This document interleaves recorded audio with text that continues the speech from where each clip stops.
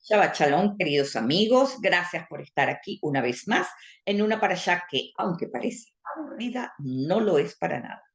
Como les dije antes de comenzar la clase, este Shabbat es Shabbat Shekalim, es Shabbat Hodesh y es el inicio de la preparación de Pesaj. Es decir, vamos a tener por delante cinco Shabbatot que nos van a preparar para nuestra salida de Egipto personal, individual.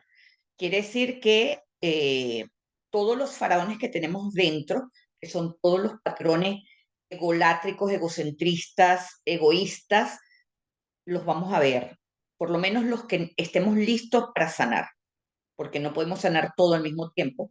Cada año se nos pone un poquito más, pero entonces lo que nos suceda tiene que ver siempre con nuestro faraón que necesita ser erradicado. Necesitamos ser libres porque para eso vino el alma a este mundo.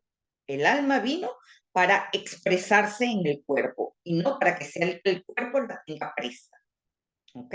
Entonces lo normal es que vivamos proyectando luz, proyectando alta frecuencia, proyectando lo que es nuestra alma.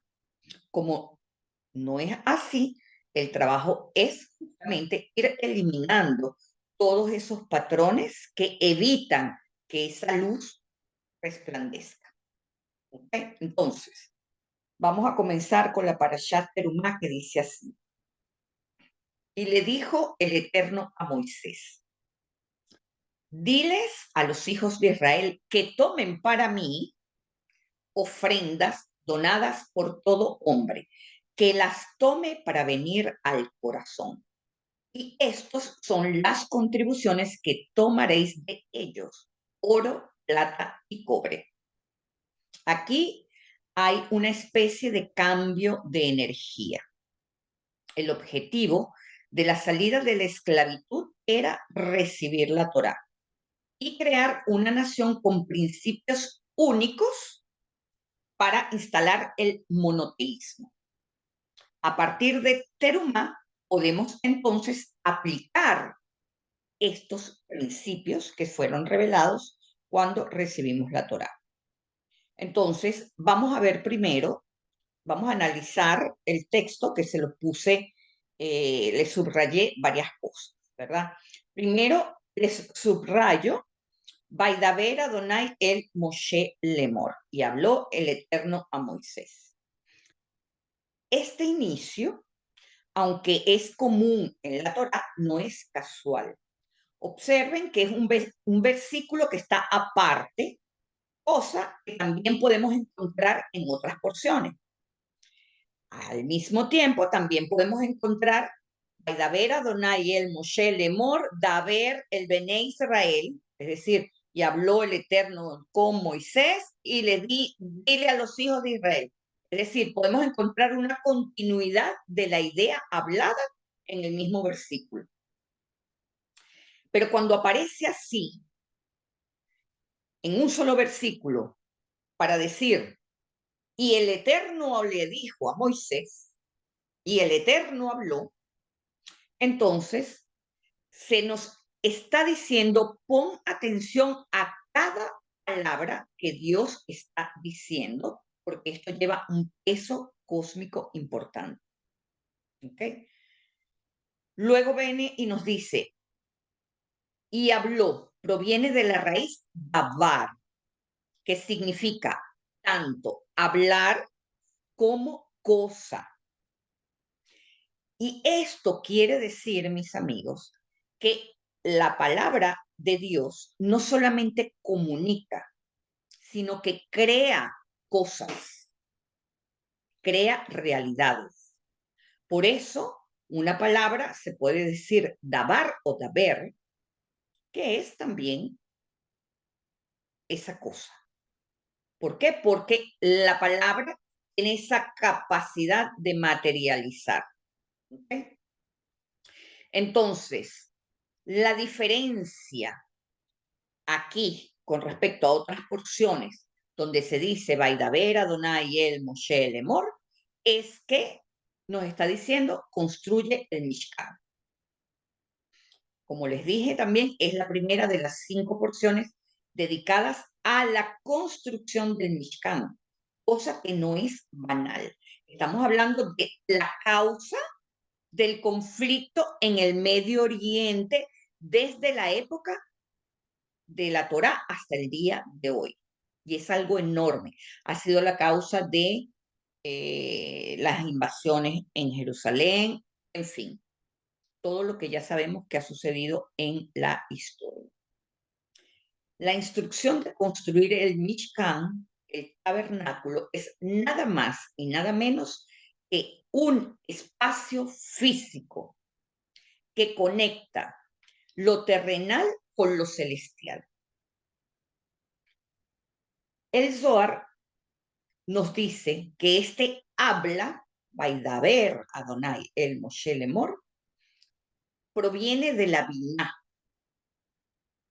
del entendimiento, donde la voluntad divina se transforma en un plan concreto para la humanidad. Ustedes saben que en el mundo de Atzilut está la emanación. Y ya cuando baja el entendimiento, ¿verdad? Ya se plasma en una idea concreta. Eso es el Mishkan, la idea concreta de cómo conectar un punto cósmico con la Tierra. Luego tenemos el versículo clave que es Dabar el Bene Israel Veikuch li terumá. Dile al pueblo de Israel que me traiga una ofrenda o que me traiga para mí una ofrenda. ¿Ok? La palabra terumá proviene de la raíz rom, que significa elevar. Y al mismo tiempo su vocalización nos hace pensar en la tumá, terumá, tumá. La tumá es impureza. Entonces, terumá quiere decirnos eleva la impureza. ¿Qué es lo más impuro que tenemos? Nuestro cuerpo, nuestro nefesh, esa alma biológica que vamos a decir que es el final del camino de todo lo que viene descendiendo en el árbol de la vida individual en cada uno, ¿verdad? Entonces, ¿por qué se llama Shabbat Shekalim? Porque el dinero es lo más propio que tenemos, que nos identifica como persona y en donde nuestras emociones residen. Es decir, es la parte más material que tenemos en donde nuestras emociones se reflejan. No se refleja mis emociones ni en la mesa que tengo, ni en la televisión, ni en la silla, tanto como se refleja en el dinero. Todo lo que pienso sobre Dios, todo lo que pienso sobre el universo, todo lo que pienso sobre mí mismo, sobre todo lo que pienso sobre la vasija y el deseo, se refleja en el dinero, mis amigos. Por eso, Shabbat Shekalim es la oportunidad de elevar todas las emociones que yo pongo en eso, en ese dinero, en mis ingresos, las frustraciones, las carencias, todo eso a elevarlo. Y es la gran oportunidad, porque cuando uno lee el Mishkan, la lectura de la construcción del Mishkan, es como si el Mishkan se estuviera construyendo en ese momento. Entonces la Torah nos está diciendo, dame, o Dios nos está diciendo, dame tu medio shekel para construir este santuario en donde yo pueda residir, pero para yo poder residir allí, tienes que quitar todas tus carencias, todo lo que has puesto en el dinero. ¿Se entiende eso? Es muy importante porque toda la historia del Mishkan se trata de nuestra capacidad de recibir las bondades que Dios quiere darnos, la abundancia que Dios quiere darnos. Entonces, terumá significa eleva la impureza. Por eso no se trata de el regalo en metálico, como podría parecer en la traducción literal. La terumá es un acto de elevación espiritual igual que el diezmo.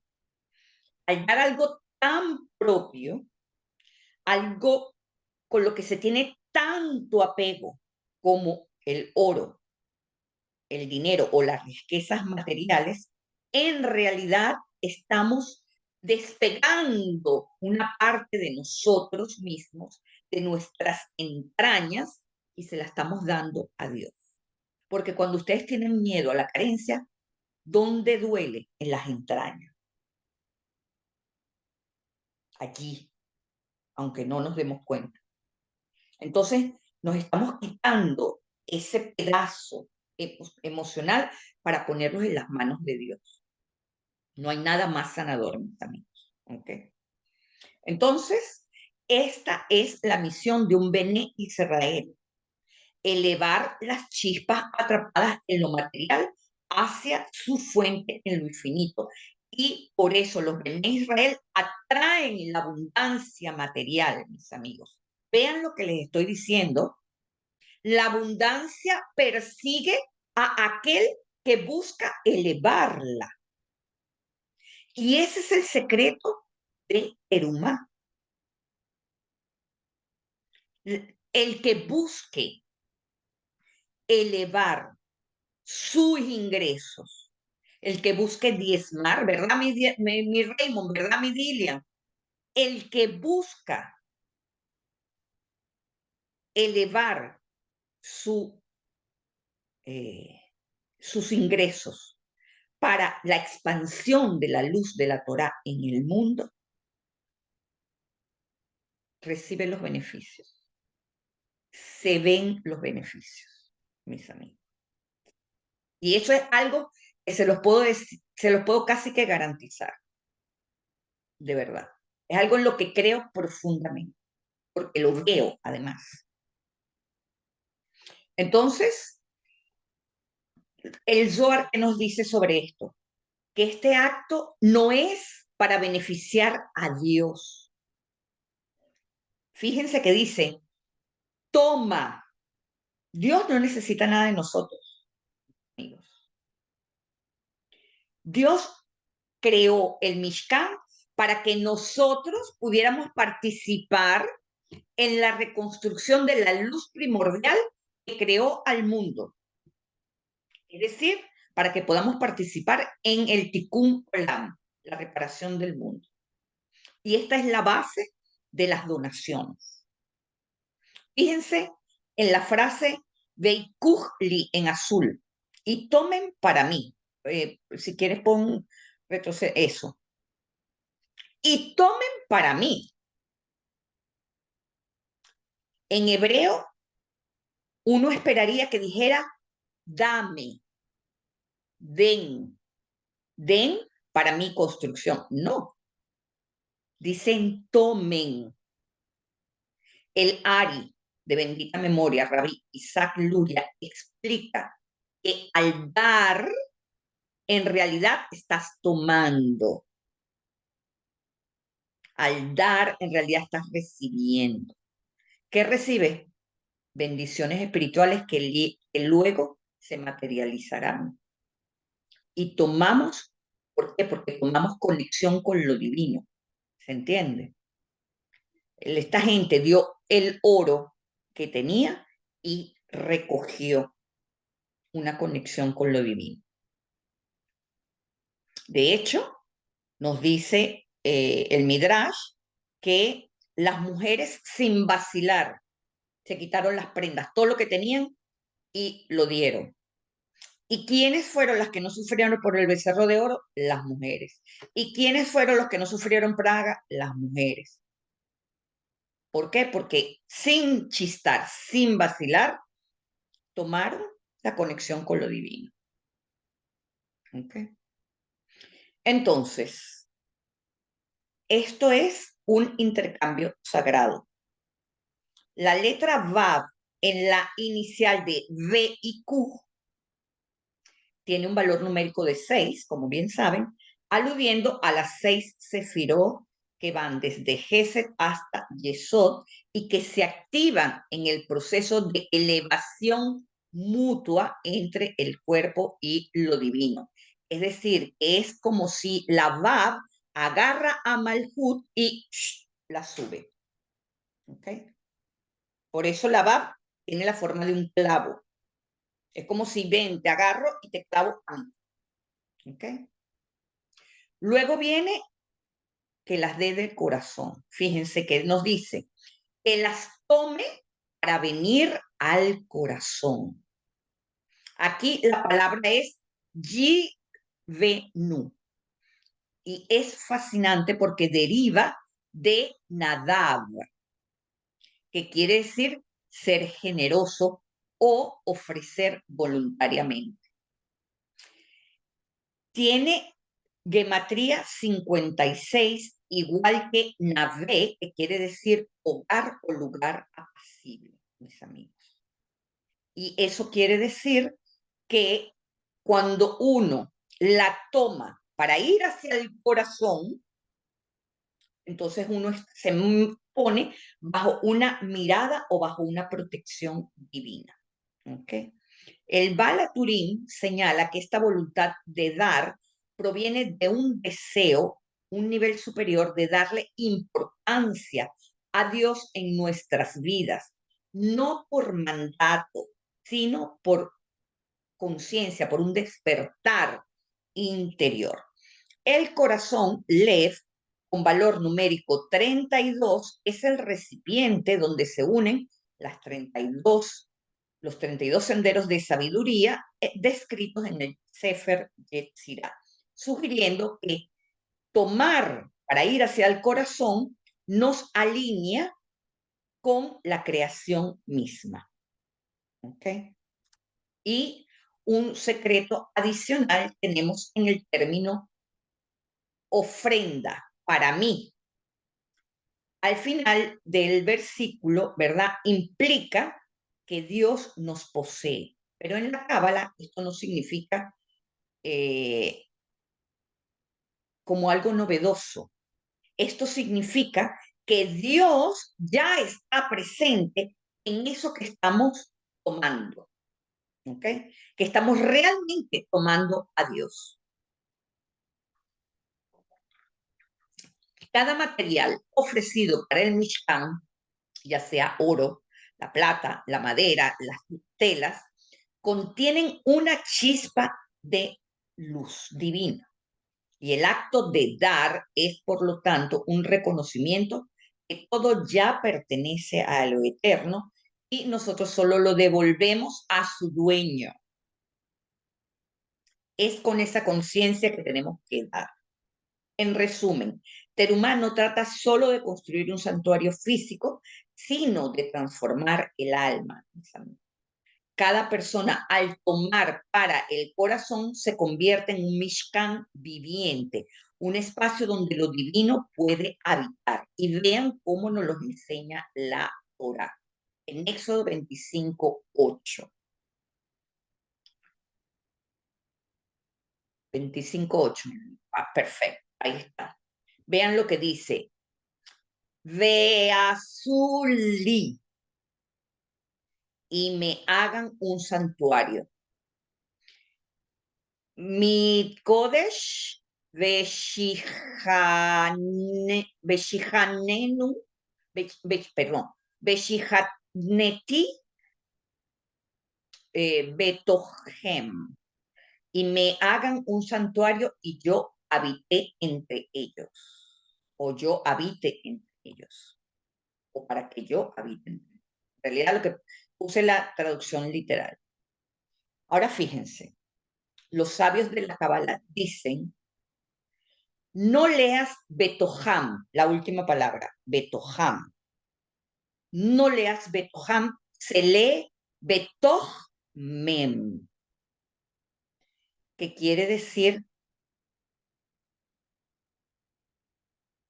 y me hagan un santuario para estar dentro de la Mem.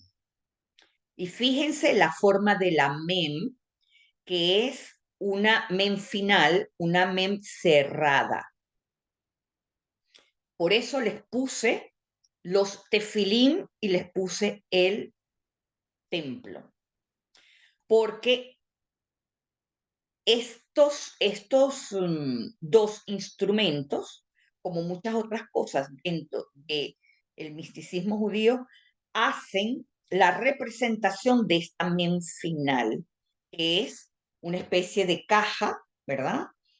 El arca representa la men final, los tefilín, el templo, el cubo de Metatrón, en fin. Representa entonces la forma de los tefilín, representa la forma del templo, representa al vientre materno, porque la mem es la letra madre, ¿verdad? Que define a la Shejina. Y por si les queda alguna duda, vean que dice, y me hagan un santuario, me lo hagan para mí. ¿Cómo se escribe para mí? Li. ¿Cuál es la gematría de Li? 40. 30 la Lamed y 10 la Yud. ¿Y cuál es la gematría de la Mem? 40.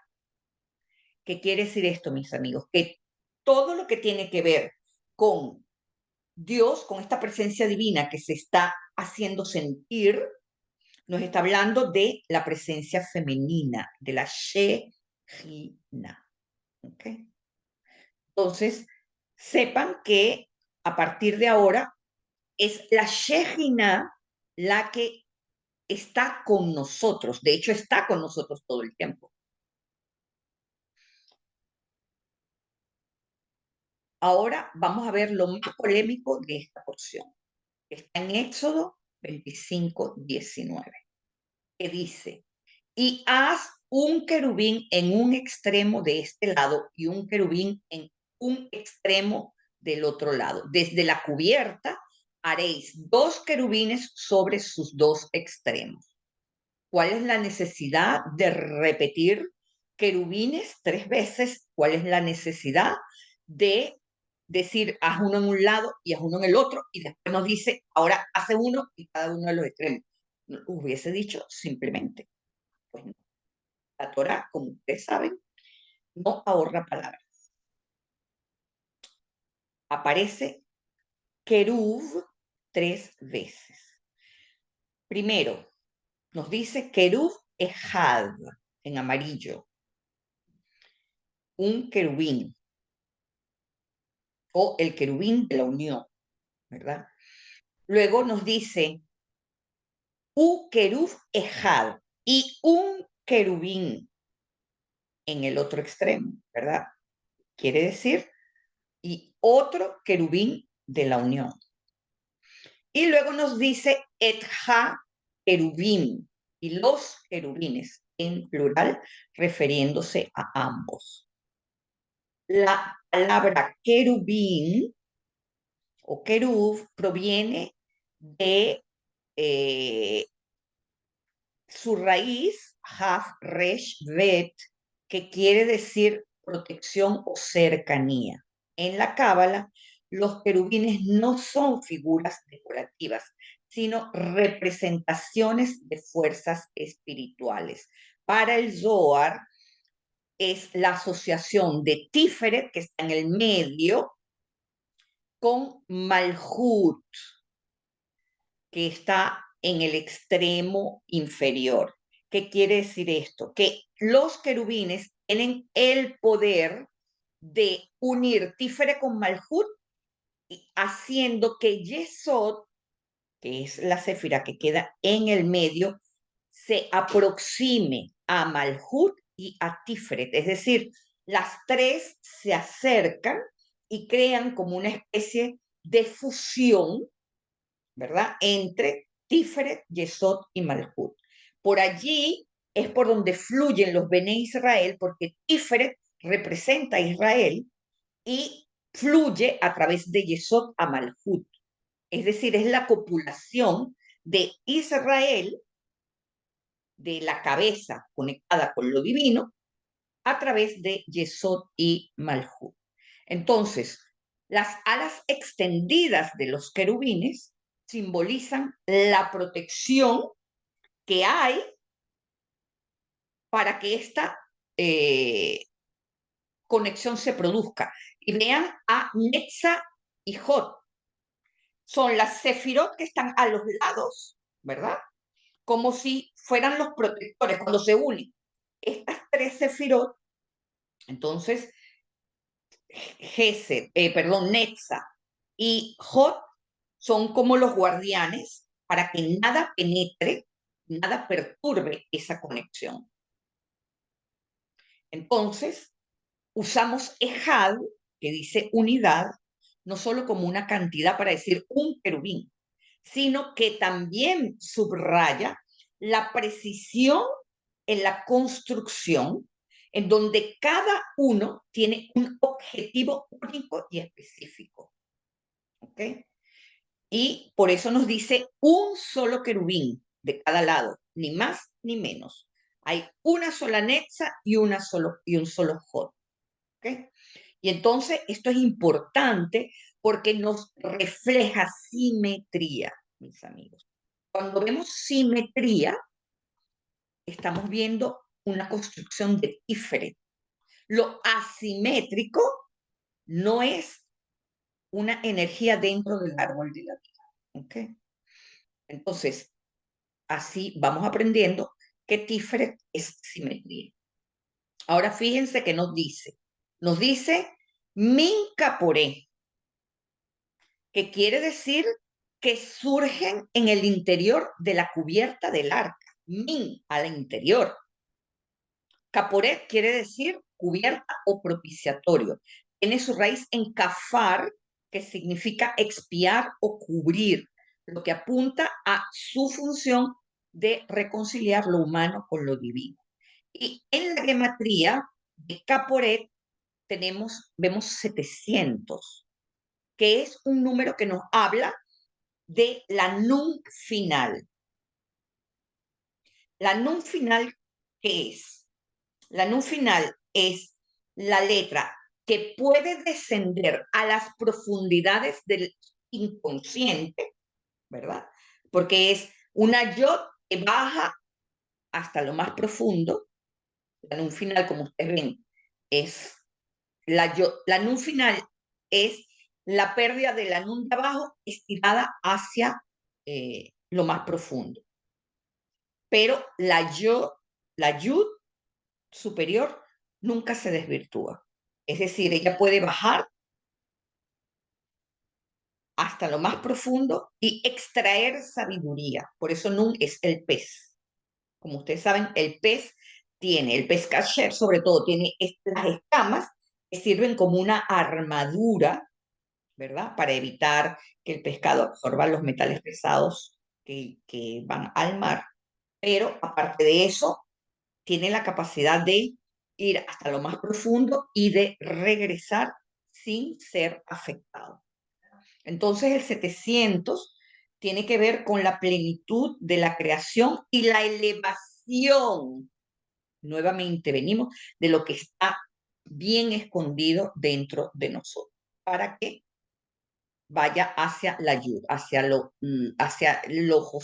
jojma, que es lo que representa la yud. Entonces, los querubines emergen de esta superficie como parte integral, sugiriendo que son emanaciones de la santidad del arca y no entidades separadas. Fíjense que yo vi un programa de una cadena muy buena aquí en Francia, en donde hablan de todos estos cosas de la antigüedad. Y entonces, una de las hipótesis que hay con la construcción del arca es que era un aparato de un poder electromagnético muy potente. De hecho, describe que para tumbar o derrumbar las murallas de Jericó, primero el arca dio 7 vueltas alrededor de las murallas, ¿verdad? Y esto estaba sugiriendo una debilitación de las estructuras atómicas de las piedras y luego con el sonido se terminó de derrumbar, con el sonido de los shofarot. Entonces es como si el arca emitía un, un campo electromagnético muy potente, cosa que no era descabellada a la época. Fíjense que existen restos arqueológicos de dispositivos mecánicos que se utilizaban en la antigüedad para añadir impacto a los templos, por ejemplo, pesas, agua, aire, o sea, se usaban diferentes dispositivos para hacer que los templos crearan un impacto visual cuando la gente se acercaba, que viera como ese efecto metafísico, como ese efecto mágico de los templos. Fíjense que Herón de Alejandría describe muchos de estos dispositivos, incluidos oráculos, que funcionaban con monedas y hacían que las puertas de los templos se abrieran automáticamente y los altares se encendían solos. Así que cuando nos dice la Torá que vemos que, bueno, que la llama del templo duraba no sé cuánto y se encendía solo y el aceite se reciclaba y todo eso, nada de eso es descabellado. Eso ya existía en las reliquias del antiguo, de la antigüedad. Y fíjense que hay reliquias de baterías de almacenamiento eléctrico en Babilonia, mis amigos. O sea, nosotros creemos que nosotros estamos inventando el agua tibia y no. O sea, ya todo lo que nosotros, recuérdense lo que nos ha enseñado la Torá, nosotros somos como que la sexta civilización que está trascendiendo, porque ya antiguamente ha habido muchas civilizaciones que han desaparecido.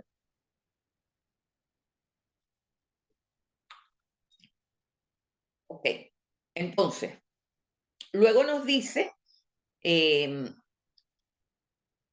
Itesú, que quiere decir que harán. Fíjense que es un verbo en plural. Él está hablando, Dios está hablando directamente con Moshe, pero él no le está diciendo, vas a hacer. No, harán. Es decir, toda la construcción está dirigida al pueblo de Israel y de hecho así lo sugiere Rabbi Jaim Vital. Cada individuo que participe espiritualmente en la construcción del Mishkan alinea su intención con lo divino, es decir, es un acto colectivo de creación. Esto es importante porque según el Talmud, cuando Israel estaba en armonía con Dios, los querubines se miraban mutuamente. Cuando no estaban en armonía con Dios, los querubines se daban la espalda. Entonces, esto era como una máquina de medir el estado de ánimo de todo el pueblo, por lo cual Dios los puso a participar a todos. En términos cabalísticos, esto simboliza el flujo de energía entre las sefirot superiores e inferiores que dependen de la rectitud humana. Ahora, abordemos la aparente contradicción con la prohibición de la idolatría, que es la controversia de esta porción, porque Dios nos dice, no hagas ninguna imagen, pero lo primero que pone a construir son querubines, fíjense. En Éxodo 24 nos dice, no te harás imagen, ni ninguna semejanza de lo que está arriba en el cielo, ni abajo en la tierra, ni en las aguas debajo de la tierra. Y los querubines, nos los dice el Talmud, son reflejos de fuerzas superiores. Así que aquí el mismo Dios está incumpliendo este mandamiento. Por eso son un tema tan debatido entre los comentaristas. Porque además los querubines tienen forma humana o angélica. Es decir, tiene rostro humano, pero tiene alas. Entonces, pareciera que los querubines están violando esta regla. ¿Cómo se explica? La clave está en la fuente de la instrucción. La prohibición de hacer imágenes se aplica a creaciones humanas no autorizadas destinadas a adoración independiente. Querubines, en cambio, son ordenados directamente por Dios y forman parte de la caporet del Mishkan.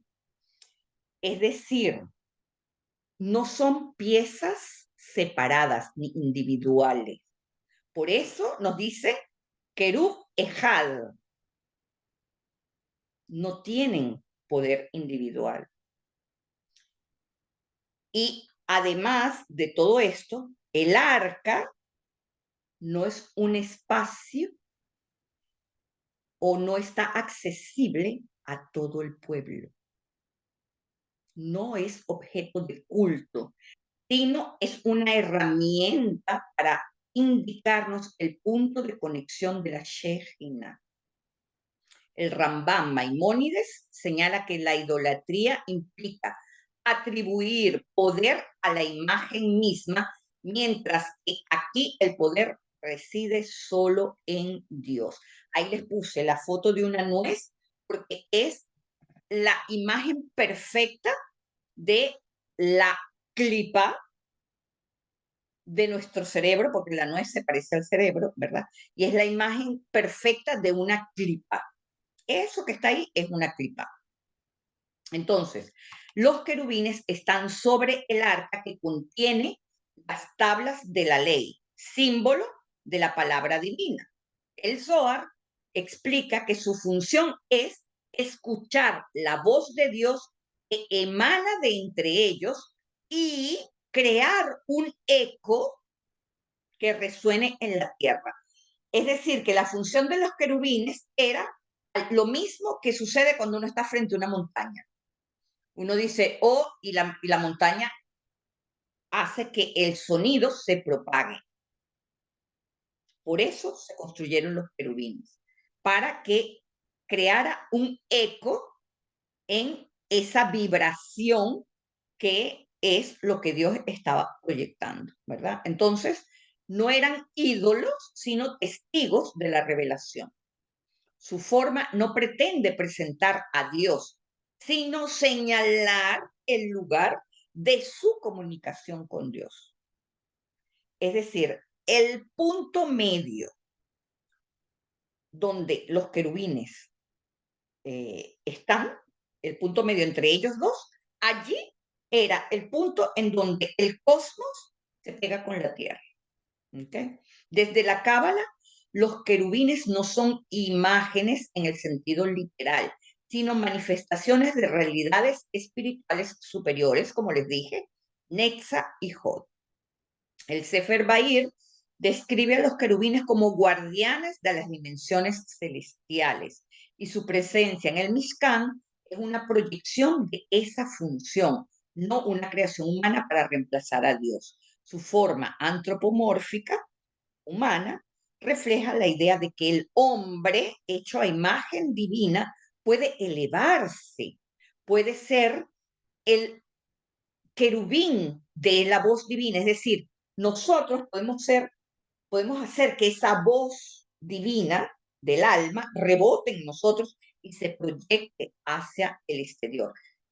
Y eso es ser Adán, mis amigos. Ser Adán es ser la montaña que hace que la voz divina reverbere en el mundo. ¿Okay? La contradicción se descubre al entender la intención y el propósito de los querubines. La idolatría implica adorar algo creado como si tuviera poder propio y separándolo de Dios. Los querubines, en cambio, son una especie de mapa que señala un punto de encuentro entre Dios y Moshe. Tienen el efecto de reverberar la voz divina o la energía divina para amplificarla. Porque ustedes creen que los querubines son chiquiticos, pero no. Ya les voy a mostrar una foto de los verdaderos querubines de los templos antiguos. Fíjense en Éxodo, tenemos Éxodo 25, 22, que dice, y allí me encontraré contigo y te impartiré desde encima de la cubierta, de entre los dos querubines que están sobre el arca del pacto, todo lo que yo te mandaré acerca del pueblo de Israel. Al leer esto, me surgió la siguiente pregunta. ¿Por qué Moshe necesitaría intermediarios físicos, como son estos querubines alados, para que Dios siga comunicándose con él? Dios promete a Moshe que le hablará desde un lugar específico sobre la caporet, de la cubierta del arca, y justo en el medio de los dos querubines. Y esto es curioso porque Moshe ya hablaba con Dios. La Torah dice que Dios hablaba con él cara a cara, como quien habla con un amigo. Moshe se encontró con Dios en la zarza ardiente, se encontró con Dios en la entrega de la Torah, por eso les puse esa foto allí. Directo. Y ya sabemos que en la Cábala no hay nada redundante o meramente decorativo. Cada elemento tiene un propósito espiritual y cósmico. Entonces, ¿qué quiere decir esto? Ciertamente, Moshe no necesitaba los querubines para hablar con Dios. Su nivel espiritual era único. La tradición mística lo asocia con la céfira de Netza, a Moshe mismo, que quiere decir eternidad y victoria. Y el Zohar lo describe como el espejo fiel de la luz divina, sin distorsión. Imagínense ustedes. Entonces, antes del tabernáculo, Dios le habló a la zarza ardiente en el monte Sinai y en otros momentos sin necesidad de un objeto físico. Pero aquí el contexto cambia, mis amigos, porque este versículo no se trata solo de Moisés, sino de su trascendencia y de su transmisión. Los querubines sobre el arca no fueron hechos para Moisés como individuo, sino para la nación entera. El texto dice explícitamente, todo lo que yo te mandaré acerca del pueblo de Israel. Moisés podía hablar con Dios en cualquier momento, lo veía, pero los sucesores de Moshe no tenían el mismo nivel que Moshe. Entonces era necesario saber el punto exacto de conectividad entre el cielo y la tierra porque Moshe no era eterno. Entonces, como bien saben, ya dentro del plan divino estaba previsto, ¿verdad?, que Moshe trascendería y que el templo sería construido en piedra, como bien sucedió siglos después. Al principio era el Mishkan en portátil, pero luego, ¿verdad? Dios da todas estas instrucciones para que veamos que el Mishkan está destinado a trascender a Moshe. Y de hecho, ¿verdad? Ni Moshe necesitaba ser idolatrado. Era como para decirles, fíjense algo, recuerden que esta porción tiene un salto cronológico. Lo que realmente tocaría aquí leer es que quizá es el becerro de oro. Es decir, Moshe está en la montaña, Dios le da los mandamientos y le dice, baja porque mira lo que están haciendo. Y después que vuelve a subir, le dice, ahora para reparar esto tenés que construir el Mishkan. O sea, ese es el orden cronológico.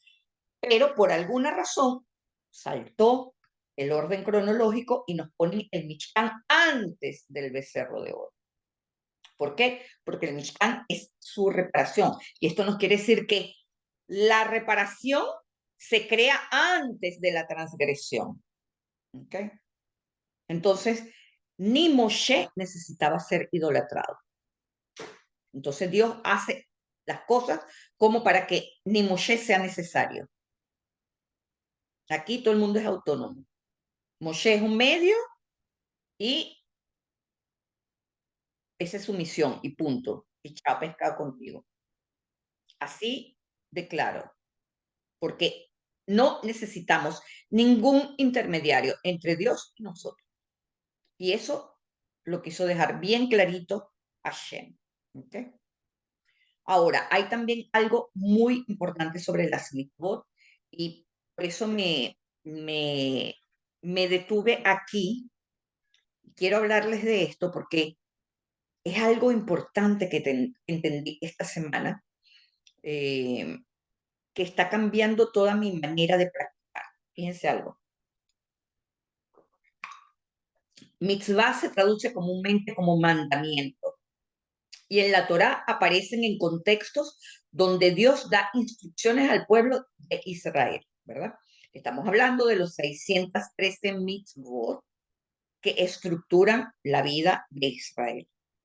Pero estas 613 mitzvot son alegorías, mis amigos, porque nadie las ha contado en verdad. Pero ¿por qué la Torá nos habla de este número 600? Porque Torá, la palabra, tiene 611 como gematría. Y se llevan a 613 porque se le suman los dos primeros mandamientos, que fueron los únicos que el pueblo escuchó antes de negarse a seguir escuchando. Como ustedes saben, lo vimos la semana pasada, el pueblo dijo, que no me hable Dios, tú me dices y yo obedezco, Naseh Benishma. ¿Ok? Esos dos mandamientos, que fueron los que el pueblo escuchó, son los que se le agrega a el número 611, que es la gematría de la Torá. Es de allí en donde salen los 613 mandamientos. No, pero no es porque alguien haya contado que hay 603. Ahora veamos el fundamento de esto que está en Éxodo 20 del 2 al 4. Fíjense que nos dice: yo, Hashem, soy tu Dios, que te saqué de la tierra de Egipto, de casa de tu casa de la servidumbre. No tendrás dioses ajenos delante de mí. No te harás imagen ni ninguna semejanza de lo que esté arriba en el cielo, ni abajo en la tierra, ni en las aguas debajo de la tierra. Como sabemos, es hasta aquí, ¿verdad? Pero un poquito más adelante, en Éxodo 20, 19 y 20, nos dice: y dijo Hashem a Moisés, así dirás a los hijos de Israel: vosotros visteis que yo os hablé desde los cielos, así que no haréis conmigo dioses de plata, ni haréis dioses de oro. Los místicos judíos, como los cabalistas y los maestros hasídicos, han reinterpretado esta palabra. ¿Por qué? Porque mitzvah no es un deber impuesto, sino una oportunidad de conexión divina. Fíjense, Dios nos pide específicamente que lo saquemos de los cajones del claustro en el que lo metemos. Dios le dice a la gente, te hablé desde los cielos. Quiere decir que te hablé desde lo invisible, desde dentro y fuera de la atmósfera. No te hablé desde una piedra, no te hablé desde el templo, te hablé desde los cielos y lo viste. Y no me metas en un cajón de plata ni de oro, porque estás limitando tu expansión de conciencia, estás limitando tu percepción. Entonces, cuando dice, no hagas conmigo dioses de plata ni de oro, te está diciendo, permite la expansión de tu percepción. Eso es lo que nos está diciendo la Torah. ¿Okay? El Zohar describe entonces las mitzvot como hilos de luz que conectan al mundo físico con las sefirot, las emanaciones divinas. Entonces, cumplir una mitzvah no es obedecer ciegamente, es participar activamente en el flujo de la creación. Y fíjense que 613 se divide en dos partes. 248 partes del cuerpo humano y los días del año que son 365 días lunares o las venas y no sé qué, no sé cuánto. Y nuevamente vemos una alegoría, porque en realidad, ¿quién ha contado 248 partes de nuestro cuerpo y 365 partes de nuestras venas, arterias, huesos y no sé qué, no sé cuánto? Este número es para explicarnos que estos famosos preceptos, que no son órdenes de ordenar, de hacer, son órdenes de ordenar la vida, de ordenar tu vida, ¿verdad? Son actos que integran al cuerpo físico con el alma. Y ahí es donde quiero que lleguemos, porque fíjense, la raíz de mitzvah es savá, que significa ordenar. Ordenar, te voy a poner uno detrás de otro, como mi nieto que arregla sus carritos, uno detrás de otro. Ordenar, no es te doy la orden. Dios, una orden es la ley de gravedad. Eso es una orden. Te doy una orden, no existe en la Torá cuando tenemos el libre albedrío. Eso tiene que quedarles claro. ¿Okay? Sabá, que es la raíz de mitzvah, también significa confiar o encargar. Te lo encargo, te lo confío. El Baal Shem Tov, por ejemplo, enfatiza que la mitzvah está relacionada con la palabra aramea saftá, que significa compañerismo o unión. Es decir, une al alma, hace compañera del cuerpo, del guf. Se hacen íntimos amigos. ¿Cómo se hacen íntimos amigos? ¿Cómo es posible? Son dos vibraciones completamente diferentes. ¿Cómo se pueden acercar? El alma, que es pura y eterna, desciende a un cuerpo físico impuro e limitado. Y las mitzvot, esas acciones, son el puente que hacen que esas dos realidades lleguen a conciliarse. Es como la vibración intermedia que hace que, bueno, la mitzvah hace que el alma baje un tono y la fisicalidad, el cuerpo, suba un tono. Y ahí se pueden casar. ¿Ok? Así es la mitzvah. Ahora, el Zohar nos dice, el Zohar nos dice, cada mitzvah teje una prenda de luz para la Shejina. Es decir, es por allí que la Shejina va a fluir. Cuando se realiza una mitzvah, como encender las velas de Shabbat o recitar una bendición, la gente no está obedeciendo, la gente está creando un canal para que el Or Ein Sof, la luz divina, fluya hacia abajo y la luz humana ascienda hacia arriba, valga la redundancia. Este intercambio une al alma que anhela lo eterno con el cuerpo que vive en lo temporal y le inyecta al cuerpo el anhelo de lo eterno. ¿Se entiende esto? O sea, lo más importante es que le inyecta al cuerpo el anhelo de lo eterno, que cambia la programación del cuerpo, que está sincronizado para el ciclo de nacimiento, vida y muerte. Entonces, es eso lo que le da la trascendencia al cuerpo. Y en este sentido, veremos una mitzvah especial que hoy en día no se cumple del todo, que está en Éxodo 25:4, que nos dice, hilos azules, púrpuras y carmesí, lino fino, pelo de cabra. Este versículo forma parte de la lista de materiales que Dios instruye a Moisés recolectar del pueblo de Israel como ofrenda para construir el Mishkan. ¿Qué palabra quiero que vean aquí, que se la subrayé en amarillo? Es Vetejelet. En Éxodo 26 la vemos igualmente, dice, en cuanto al tabernáculo, con 10 tiras de tela, hazlas de lino torcido de azul, púrpura y carmesí, con un dibujo de querubines trabajados en él.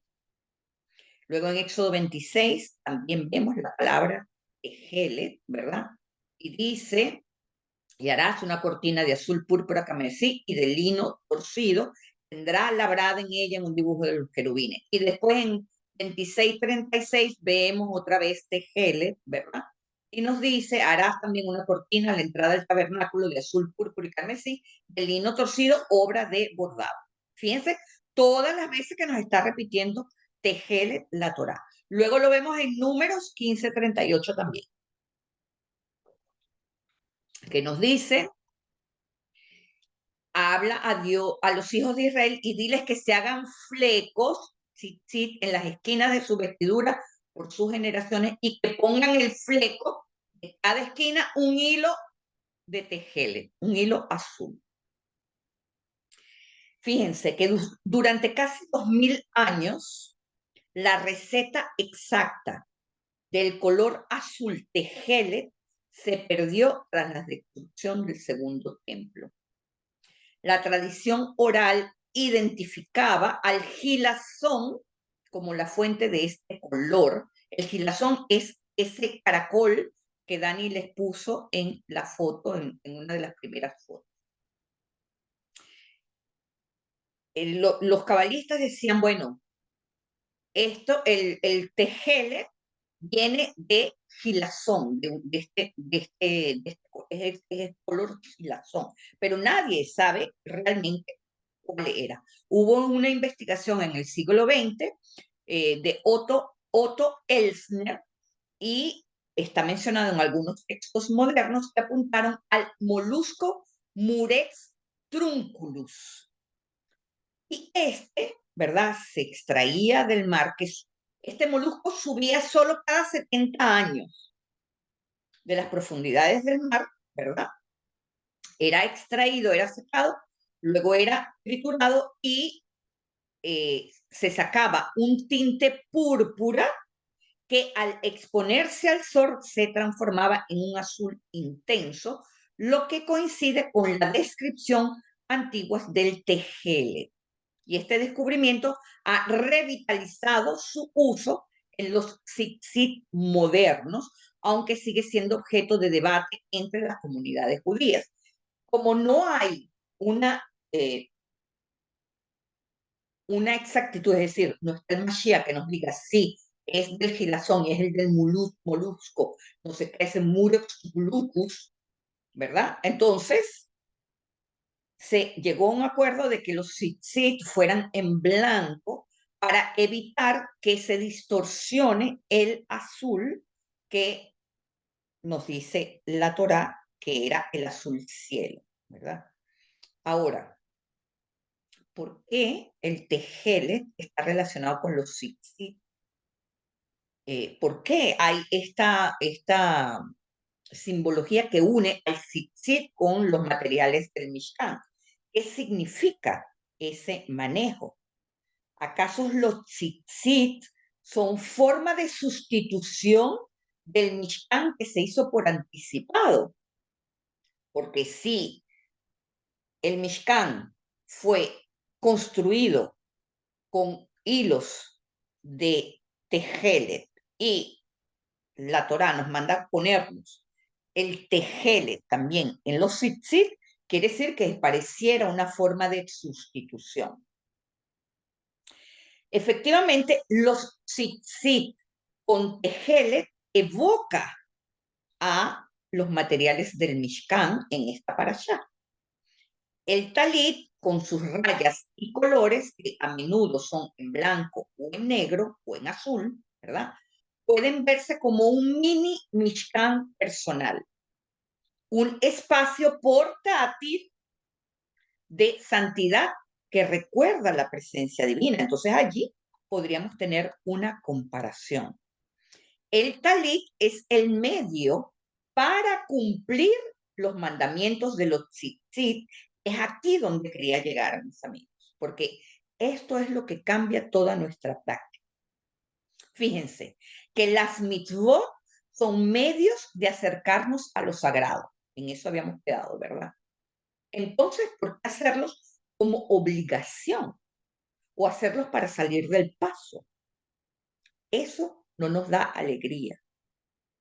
Eso quiere decir que dormimos, mis amigos, fíjense, el hombre como máquina fue creada con la necesidad de dormir. ¿Por qué? ¿Qué necesidad? Dios, así como nos creó para dormir, podríamos habernos creado como pilas imparables. Pues no, nos creó con una necesidad de dormir para recargarnos. ¿Para qué? Porque dormir es lo que nos va a permitir agradecer al despertar. Dormir es lo que nos va a permitir lavarnos las manos al despertar. De lo contrario, no necesitaríamos dormir. Y aquí le cambia todo el sentido a las mitzvot. Yo todos los días, por ejemplo, me tomo un vaso de agua en ayunas, que lo mantralizo con un cristal. Hasta que estudié esta parashá este año, siempre lo hacía para purificar mi cuerpo, para darle un sketch. Ahora no. Oye, dije, oh, el vaso en ayunas es el medio para yo poder decir Shakol ni Yevit Paró. Y ya yo lo decía. Yo hacía mi Netilat Yadayim, decía mi verajá, y luego me tomaba mi vaso de agua diciendo Shakol ni Yevit Paró. Pero no pensaba en que el vaso era para eso. El vaso era para purificarme, para evacuar, para desinfectar, para desintoxicar. Ahora me tomo el vaso de agua para poder decir Sheakol Miyevit Baró y para lanzar una bendición a un elemento, para traer a Dios a un elemento. ¿Se entiende la diferencia? Nuestra máquina, el cuerpo está configurada para que las mitzvot puedan cumplirse, mis amigos. Asimismo, las mitzvot son máquinas para atraer luz. Ahora, en cuanto al talit, necesitaríamos toda esa tela que se usa para usar los talit. La Cábala nos enseña que el talit representa a nuestro or makif, a nuestra aura. Eso quiere decir que ningún elemento es escogido de forma banal.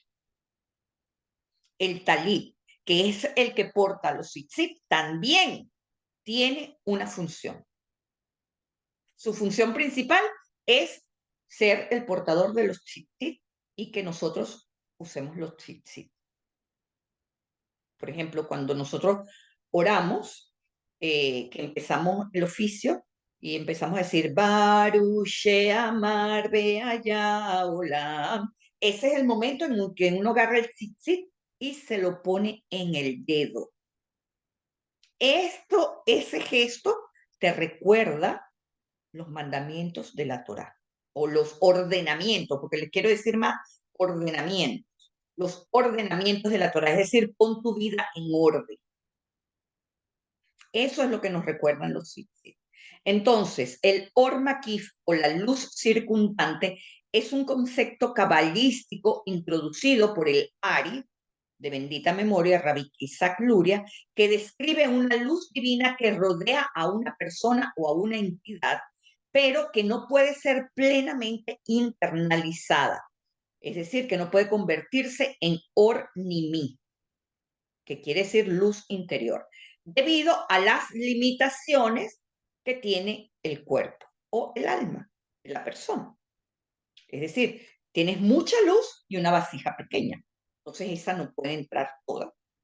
Ella se queda ahí rodando, rodando, rodando hasta que pueda entrar. Esta luz existe en un estado potencial, esperando ser atraída y manifestada mediante actos espirituales. Entonces, la idea de que el talit representa el Or Makif tiene fundamento en las interpretaciones místicas. El talit cubre el cuerpo parcialmente, de manera similar a como el Or Makif rodea a el alma. En la cábala, envolverse en el talit durante la oración se ve como un acto de sentir el abrazo de la sefirot y meterse en un espacio íntimo, en esa uno se envuelve en ese espacio de entendimiento que está asociado con la luz divina que trasciende lo material. Sinceramente, yo adoro el talit. Cuando uno hace su bendición del talit, ¿verdad? Y después comienzas a hacer tu oficio porque sientes como que si algo te arropa. Incluso si tienes frío, el frío se te quita, de verdad.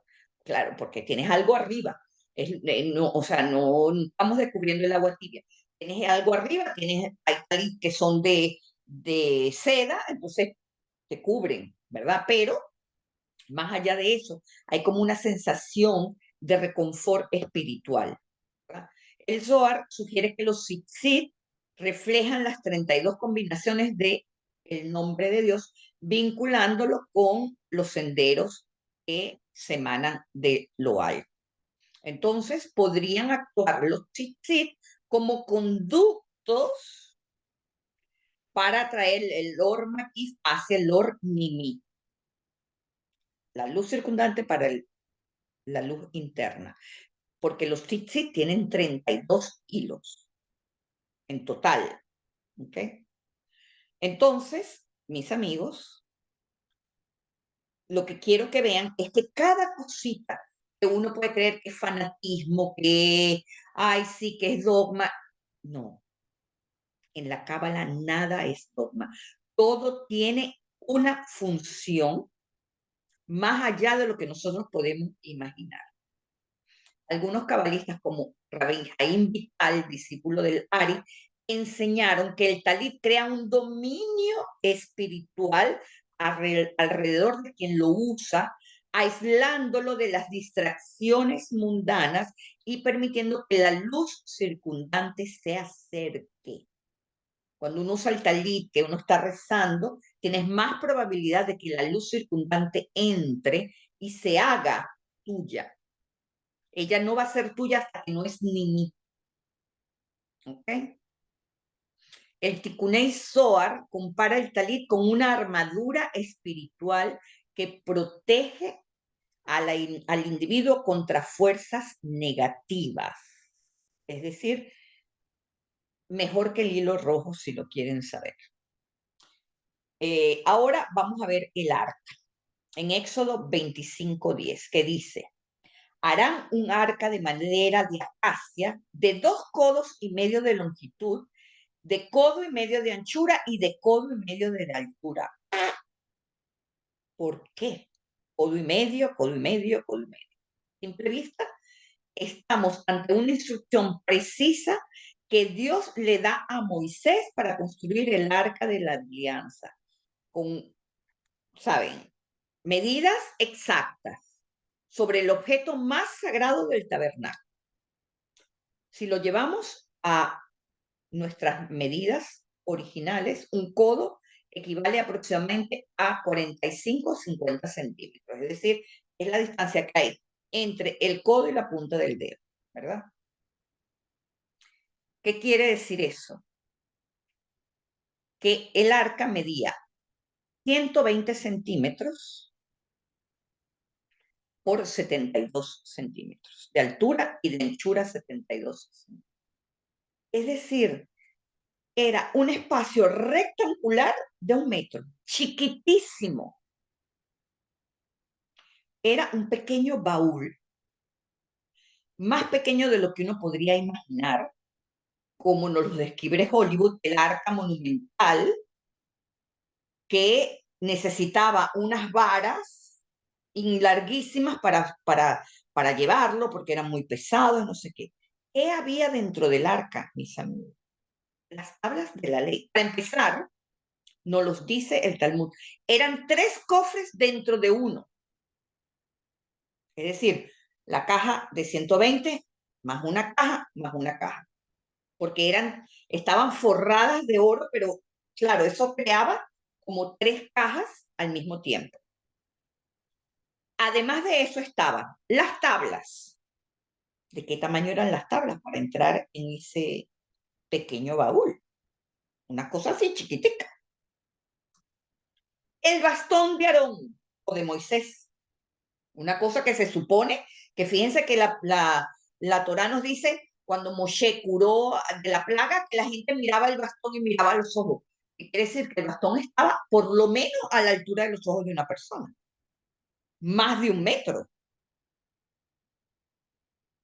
Así que figúrense, un bastón medía por lo menos 1 metro, 1,20 m, 1,60 m, vamos a suponer. Luego, una, una pequeña vasija de maná. Todo eso estaba dentro de el Mishkan.